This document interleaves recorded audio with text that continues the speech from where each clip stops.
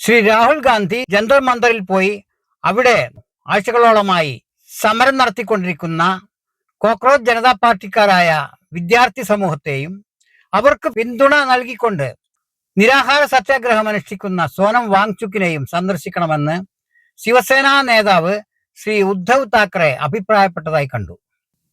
രാജ്യത്ത് കോളിളക്കം സൃഷ്ടിച്ച NEET CBSE പരീക്ഷാ ക്രമക്കേടുകളും അതോടനുബന്ധിച്ച് വിദ്യാർത്ഥി സമൂഹത്തിലുണ്ടായ അനിശ്ചിതത്വങ്ങളും ഉത്കണ്ഠകളും നിരപരാധികളായ 20ഓളം കുട്ടികൾ അതിന്റെ പേരിൽ ആത്മഹത്യ ചെയ്യേണ്ടി വന്നതും രാജ്യത്തെ പിടിച്ചുകുലുക്കിയ സമയത്ത് പ്രധാന പ്രതിപക്ഷത്തിന്റെ നേതാവ് എന്ന നിലക്ക് രാഹുൽ ഗാന്ധി ഈ പ്രശ്നത്തിന് ഇടപെട്ടിരുന്നുവെങ്കിൽ അമേരിക്കയിലെ ബോസ്റ്റണിൽ പഠിക്കാൻ പോയ അഭിജിത്ത് ദിപ്കെ എന്ന ചെറുപ്പക്കാരന് ഇന്ന് ജന്തർ മന്ദറിൽ നടത്തിക്കൊണ്ടിരിക്കുന്ന ക്ലേശകരമായ അദ്ദേഹത്തിന്റെ സമരത്തിന് മുതിരേണ്ടി വരുമായിരുന്നില്ല.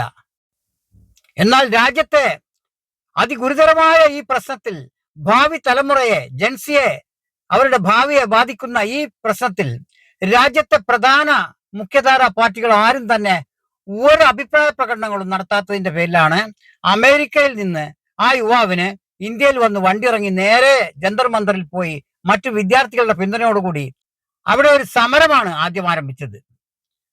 അത് ഏതാനും മണിക്കൂറുകളോ ദിവസങ്ങളോ കൊണ്ട് സർക്കാരിന് പറഞ്ഞു തീർക്കാമായിരുന്നു. പക്ഷേ ഈ മാസത്തോടടുക്കാറായിട്ടും തിരിഞ്ഞൊന്ന് നോക്കിയിട്ടുള്ള സർക്കാർ, ഭരണകൂടത്തെയും സർക്കാരിനെയും അറിയാവുന്നവർക്ക്, അവരുടെ പിന്നിലെ പോളിസികൾ അറിയാവുന്നവർക്ക് അതിൽ ആശ്ചര്യം ഒട്ടും തന്നെയില്ല.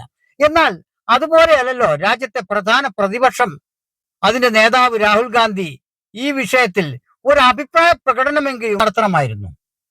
ആ സമരപ്പന്തലിൽ പോയി അവരെ സന്ദർശിക്കണമായിരുന്നു. അതൊന്നും ഉണ്ടായില്ല. അതാണ് ഇന്നലെ ശ്രീ ഉദ്ധവ് താക്കറെ പോലും അഭിപ്രായപ്പെട്ടത്, രാഹുൽ ഗാന്ധി ജന്തർ മന്ദറിൽ പോകണമെന്ന്, സോനം വാങ്ചുക്കിന്റെ നിരാഹാരത്തിൽ അദ്ദേഹത്തെ സന്ദർശിക്കണമെന്ന്. ഭരിക്കുന്ന പാർട്ടിക്ക് ചെറുതല്ലാത്ത ഒരു സിഗ്നലാണ്, സന്ദേശമാണ് അത് നൽകുക. എന്നിരിക്കെ ഇതേവരെ അതിന് മുതിർന്നിട്ടില്ല അദ്ദേഹം എന്ന് കാണാം. രാജ്യത്തെ പിടിച്ചുകുലുക്കുന്ന, ഇപ്പോഴും നിലനിൽക്കുന്ന മറ്റ് പ്രശ്നങ്ങളുമുണ്ട്.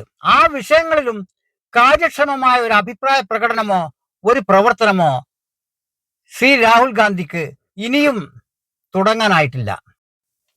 രാജ്യത്തിപ്പോൾ കത്തി നിൽക്കുന്ന പ്രശ്നം അയോധ്യയിലെ രാമക്ഷേത്രത്തിലെ ഭണ്ഡാരക്കൊള്ള തന്നെയാണ്. ഒരു വാക്കുകൊണ്ട് പോലും ശ്രീ രാഹുൽ ഗാന്ധി അതിനെക്കുറിച്ചൊരു അഭിപ്രായം പറഞ്ഞിട്ടില്ല. കേരളത്തിൽ അയ്യപ്പ ക്ഷേത്രത്തിലെ സ്വർണമോഷണത്തെക്കുറിച്ച് കേരളത്തിൽ വന്ന് ഈരടികൾ വരെ പാടിയ മനുഷ്യനാണ് ഇന്നേ വരെ അയോധ്യ രാമക്ഷേത്രത്തിലെ ഭണ്ഡാരക്കൊള്ളയെക്കുറിച്ച് ഒരക്ഷരം ഉയ്യാടാതെ നടക്കുന്നത്. തീർന്നില്ല.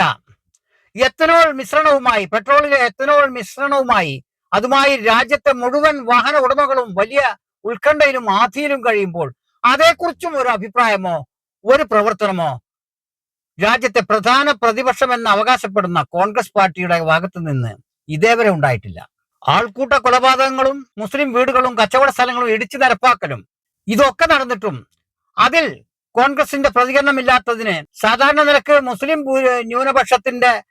ന്യൂനപക്ഷവുമായി ബന്ധപ്പെട്ട കാര്യങ്ങളിൽ അഭിപ്രായം പറയാത്തതിന് മുസ്ലിം ലീഗുകാർ പറയുന്ന ന്യായം, തെക്കേ ഇന്ത്യ പോലെയല്ല വടക്കേ ഇന്ത്യ. വടക്കേ ഇന്ത്യയിൽ മുസ്ലിങ്ങൾക്ക് അനുകൂലമായ പ്രവർത്തനങ്ങളോ വാക്കുകളോ കണ്ടാൽ ബഹുഭൂരിപക്ഷം വരുന്ന ഹിന്ദു വോട്ടുകൾ കോൺഗ്രസിന് നഷ്ടമാകും. അതിന്റെ പേരിലാണ് മുസ്ലിം പ്രശ്നങ്ങളിൽ അവർ ഗൗരവമായി ഇടപെടാത്തതും അതിനെക്കുറിച്ച് അഭിപ്രായ പ്രകടനം നടത്താത്തതും എന്നാണ് മുസ്ലിം ലീഗ് ന്യായീകരണം. ഒരു പരിധിവരെ, ഒരു വാദത്തിന് വേണ്ടി അത് അംഗീകരിച്ചാൽ തന്നെ ഇപ്പോൾ നടക്കുന്ന അയോധ്യ രാമക്ഷേത്രത്തിലെ ഭണ്ഡാരക്കൊള്ളയോ നീറ്റ് പരീക്ഷാ ക്രമക്കേടുകളുമായി ബന്ധപ്പെട്ട കാര്യങ്ങളോ അതുപോലെ എത്തനോൾ മിക്സ് കലർന്ന പേരിൽ ഉള്ള കാര്യങ്ങളോ കേവലം മുസ്ലിങ്ങളെയോ ന്യൂനപക്ഷങ്ങളെയോ ദളിതുകളെയോ ബാധിക്കുന്ന ഒരു പ്രശ്നമല്ല, സമൂലമായി ഇന്ത്യയെ ഒട്ടാകെ തന്നെ ബാധിക്കുന്ന വലിയ പ്രശ്നങ്ങളാണല്ലോ.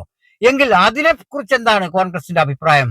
ഇതുവരെയും വരാത്തത് എന്തുകൊണ്ടാണ് ഇത്രയും താമസിക്കുന്നത്? വോട്ട് ചോർച്ചയെ പറ്റി അഭിപ്രായ പ്രകടനം നടത്തുമ്പോൾ തന്നെ അതിനൊരു ഫോളോ അപ്പ് ഒരിക്കലും കോൺഗ്രസിന്റെ ഭാഗത്ത് നിന്നുണ്ടായിട്ടില്ല.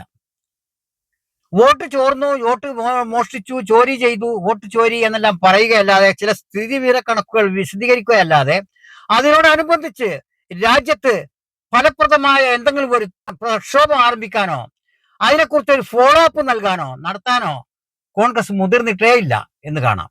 ഇന്ത്യൻ ജനത ഇന്നും BJPയുടെ ഭരണകൂടത്തിന് ബദലായി കാണുന്നത് കോൺഗ്രസിനെ തന്നെയാണ്. ന്യൂനപക്ഷങ്ങളും ദളിതുകളും പിന്നോക്ക മറ്റു വിഭാഗങ്ങളും ആ കൂട്ടത്തിലുണ്ട്. എന്നിട്ടൊക്കെ ഇവർ മുഴുവൻ കോൺഗ്രസിന്റെ വരവിനെ കാത്തിരിക്കുകയാണ്. രക്ഷകന്റെ വരവ് പോലെയാണ് രാഹുൽ ഗാന്ധി പ്രധാനമന്ത്രിയാവുന്നതും കാത്ത് ഇക്കൂട്ടർ ഇരിക്കുന്നത്. പക്ഷെ രാഹുൽ ഗാന്ധി ആകട്ടെ തന്നിൽ അർപ്പിതമായിട്ടുള്ള ഉത്തരവാദിത്തം, ചുമതല, ഇത്രയും വലിയൊരു ചുമതല തന്റെ കയ്യിൽ ഉണ്ടായിട്ടും അതിനെക്കുറിച്ച് ഗൗരവമായി ചിന്തിക്കുന്നു പോലുമില്ല എന്ന് വേണം കരുതാൻ അദ്ദേഹത്തിന്റെ ഈ വക വിഷയങ്ങളിലുള്ള നിഷ്ക്രിയത്വം കാണുമ്പോൾ. രാജ്യത്തെ ചിന്നിച്ചിതറിക്കിടക്കുന്ന ചെറിയ ചെറിയ പ്രാദേശിക പാർട്ടികളെ ഒന്നിപ്പിക്കുന്ന കാര്യത്തിൽ പോലും കോൺഗ്രസ് അതിന്റെ ശേഷി ഇനിയും തെളിയിക്കേണ്ടതായിട്ടാണ് ഇരിക്കുന്നത്. ഓരോ ഇലക്ഷൻ കഴിയുമ്പോഴും ഓരോ പാർട്ടികളായി ഈ മുന്നണിയിൽ നിന്ന്, ഇന്ത്യ മുന്നണിയിൽ നിന്ന് അടർന്നടർന്ന് വേർപിരിഞ്ഞു പോകുന്ന കാഴ്ചയാണ് നാം കണ്ടുകൊണ്ടിരിക്കുന്നത്. അതായത് രാജ്യത്തെ മതേതര വോട്ടുകൾ പൂർണ്ണമായും ഛിന്ന ഭിന്നമായി കഴിഞ്ഞിരിക്കുന്നു. അവരെ ഏകോപിപ്പിക്കാനോ അവരെ ഒരു ശക്തിയായി മുന്നോട്ട് കൊണ്ടുവന്ന് ഭരണകൂടത്തിന്റെ തിന്മകൾക്കെതിരെ ഒരു പ്രക്ഷോഭം സംഘടിപ്പിക്കാനോ കോൺഗ്രസിനായിട്ടില്ല ഇതേവരെ.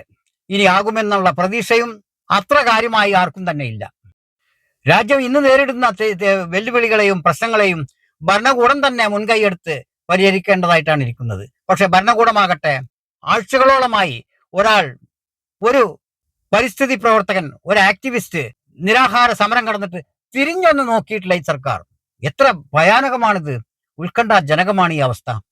ഒരു ഭരണകൂടം അതിന്റെ ആസ്ഥാന നഗരിയിൽ ഇത്രയും ദിവസങ്ങളായി വെയിലെന്നോ മഴയെന്നോ രാവെന്നോ പകലെന്നോ ഭേദമില്ലാതെ അഭ്യസ്ത വിദ്യരായ ചെറുപ്പക്കാർ ഒരു ആവശ്യം ഉന്നയിച്ചുകൊണ്ട് രാപ്പകൽ ഭേദമില്ലാതെ സമരം നടത്തുമ്പോൾ അതിലേക്കൊന്ന് തിരിഞ്ഞു നോക്കാനോ അവരുമായിട്ട് ഒരു വർത്തമാനം പറയാനോ സംവദിക്കാനോ ഈ സർക്കാർ കൂട്ടാക്കുന്നില്ല എന്നുള്ളത് ഏറ്റവും ദയനീയമായ ഒരു ദേശീയ പ്രശ്നം തന്നെയാണ്.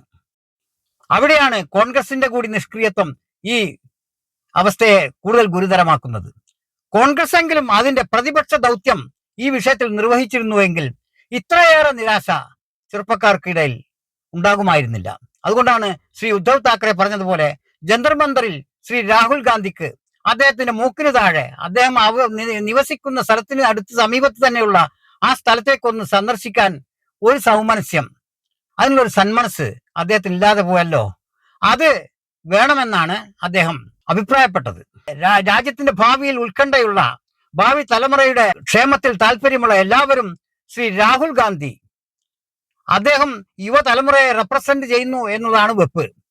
എന്നാലും ഇങ്ങനെ ഒരു യുവതലമുറ അവിടെ ഇത്ര ദിവസം ഇത്ര ക്ലേശകരമായ ഒരു സമര മുന്നണിയിൽ നിലകൊള്ളുമ്പോഴും അവരെ ഒന്ന് സന്ദർശിക്കാനുള്ള സന്മനസ് ജൻസെന്റിന്റെ നേതാവിന് കഴിഞ്ഞില്ലല്ലോ എന്ന് നമുക്ക് ഖേദിക്കാം.